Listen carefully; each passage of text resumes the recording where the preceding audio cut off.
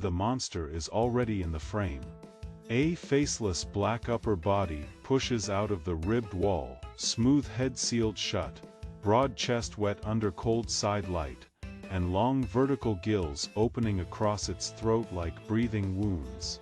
Below the chest, a small pale non-human prey body is pressed against the surface, too close to understand that the wall has stopped being shelter. The first chest gill inhales, pressure fog bends toward the slit. Droplets on the black membrane do not slide down. They crawl backward into the opening. The prey braces against the wet reflective floor, but the floor gives no grip. Its body shifts closer, pulled not by claws, not by jaws, but by the slow pressure of the monster's breath. The wall has become a lung. The prey had chosen this place because every other direction felt exposed. The low-lit quarantine pit has narrowed around it. Ribbed, side surfaces lean inward. Cold white light cuts across condensation. The wall behind the prey looked solid, silent, and safe. Then the wall grew a chest. The Wall-Gill Hunter has no mouth. It has no teeth. It has no eyes to lock onto prey, and no arms to seize it. Its upper body is fused into the chamber wall, a black living membrane that can flatten into architecture and rise into a predator. Its respiratory surface is also its feeding surface. When the prey chooses contact, the chest gills open. A second slit opens below the first. Then a third. The monster's broad torso becomes a field of vertical breathing cuts. Fog pulls inward in thin white streams. Condensation cracks across the wall and reverses direction into the gills. The prey tries to slide away, but each movement makes its body press harder against the living chest. This is the species rule: forced prey makes the gills seal shut. The hunter cannot feed from a body thrown violently against it. It needs the prey to touch the wall as shelter. It needs fear to become contact. It needs hiding to become consent. The prey has already made that mistake. The faceless head remains motionless above the feeding surface. No expression changes. No mouth opens. The chest does the hunting. The throat, gills and torso. Gills widen, close halfway, and widen again. Every inhale pulls the prey closer to the black membrane. Every exhale seals the contact area, flatter against the chest. The ribbed pit reacts around them. Pressure shadows slide over the wall. Body. The wet floor mirrors the prey below and the gills above, so the room seems to contain two predators, the one rising from the wall, and the one reflected underneath. The monster fills the frame, but the chamber makes the trap readable. The wall is not background. The wall is body. The prey's front edge touches the lowest chest gill. The slit does not bite. It breathes around the contact. The pale body sinks a fraction into the black surface. Its outline remains visible, half outside, half accepted by the wall. Smaller gill slits appear near the contact point, opening faster than the older throat gills. The feeding field is learning the shape of the prey. The monster's chest swells outward again. The prey claws against the slick floor. Its movement fails. The fog thickens around its body and streams into the gills in narrow ribbons. Droplets slide backward along its outline.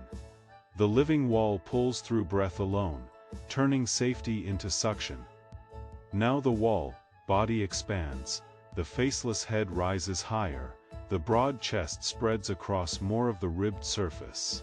Rows of throat and torso slits open in staggered order, until the entire wall behind the prey looks like one giant alien lung.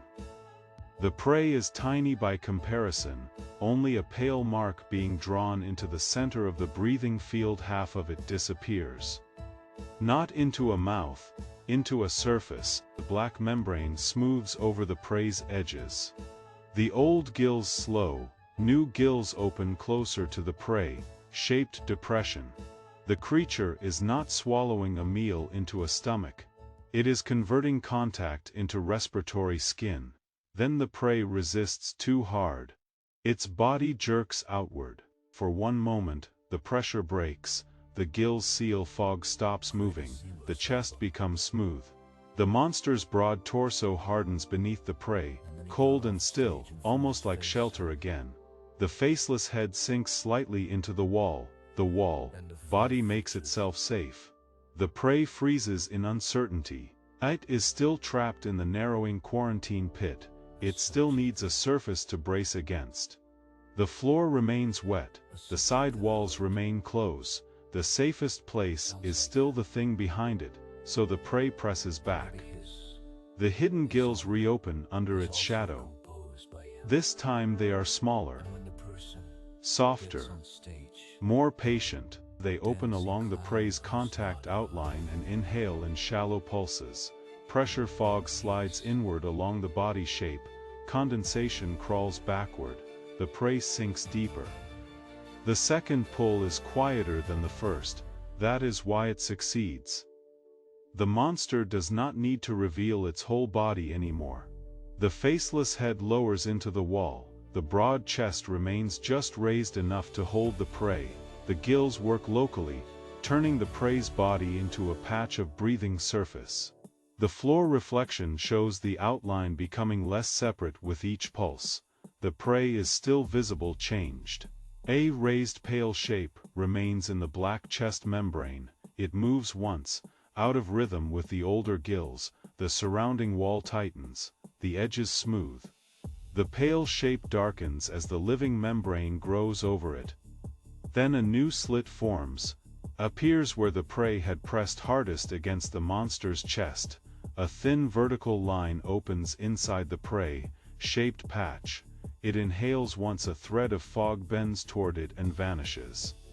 The prey has become a gill, the chamber grows quiet. The side walls stop narrowing, the pressure fog settles low against the reflective floor. The faceless upper body flattens back into the ribbed wall, the head shape fades first, then the chest sinks. The rows of throat and torso gills narrow into harmless looking seams. Only, the new gill remains active. Opens and closes slowly in the cold side light, the final image holds on the ribbed quarantine pit. The wall looks safe again, wet, still, solid enough to trust. But the faint outline of the faceless chest is still there beneath the black membrane, and one small vertical slit keeps breathing where the prey disappeared. The wall was not shelter. It was a monster, and now the monster breathes, with one more body.